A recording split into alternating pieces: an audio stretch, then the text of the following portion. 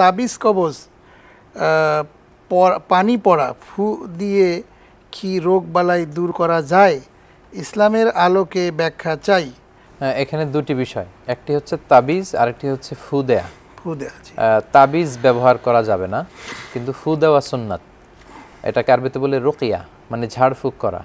আপনি ঝাড়ফুঁক করতে পারেন। বিষ্ণু ইসলাম সূরাতুল ফাতিহাকে বলেছেন সূরাতুশ শিফা।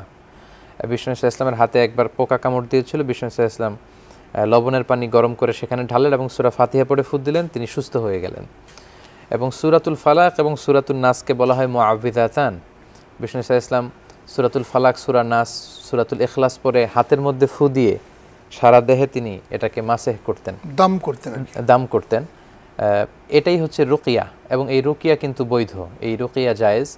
আপনি চাইলে রুকিয়া করতে পারেন এবং সেই রুকিয়া পানির মধ্যে দিয়ে পানি খেতে পারেন। তবে সবচেয়ে শ্রেষ্ঠ হচ্ছে রুকিয়া করে হাতের মধ্যে ফু দিয়ে সেটাকে দম করা, মানে সেটাকে সারা শরীরে মাসেহ করা, সে হাতটা সারা শরীরে মাসেহ করে দেয়া।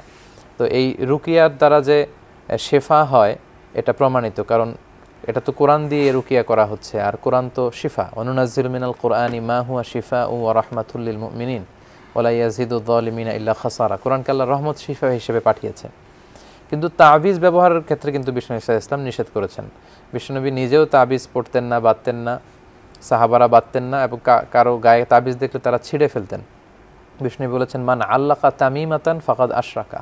তামিমা মানে হচ্ছে তাবিজ, আমরা যেটাকে তাবিজ বলি, কোনো কিছু লিখে একটা ধাতব পদার্থের ভেতরে মোম দিয়ে আটকে আমরা শরীরে বেঁধে রাখি, এটা কিন্তু বিষ্ণুনবী নিষেধ করেছেন। এবং বলেছেন মান আল্লাকা শাইআন ফি জাসাদি, কেউ যদি তার দেহে কিছু এরকম কিছু ঝুলায়, উকিলা ইলাই, ওইটার উপর তাকে তাওকিল করে দেয়া হবে, নির্ভরশীল করে দেয়া হবে।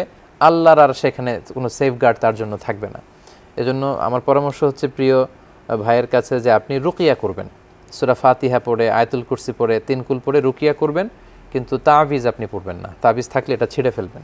এবং আবু দাউদ শরীফে কিন্তু অনেক এরকম দোয়া এবং ঝাড়ফুঁক নিয়ে অনেক হাদিস। জি, বিষ্ণু ইসলাম ওনার নাতি দহিত্র হাসান এবং হুসাইনকে তিনি রুকিয়া করতেন, তিনি একটা স্পেশাল দোয়া পড়ে ঝাড়ফুঁক করতেন। সেটা হচ্ছে সহিহ বুখারীর বর্ণনায়, আউযু বিকালিমাতিল্লাহি তাম্মা মিন কুল্লি শাইতানি ওয়া হাম্মা ওয়া মিন কুল্লি আইনিন লাম্মা।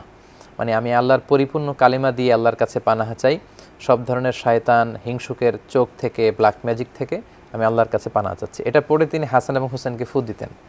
তো আপনারা আপনাদের ছেলে মেয়েদেরকে এই দোয়াটা পড়ে ঝাড়ফুঁক করতে পারেন। এবং মাসনুন যত দোয়া প্রামাণ্য হাদিস গ্রন্থগুলোতে এসেছে আপনারা সেগুলো মুখস্থ করে রুকিয়া করতে পারেন।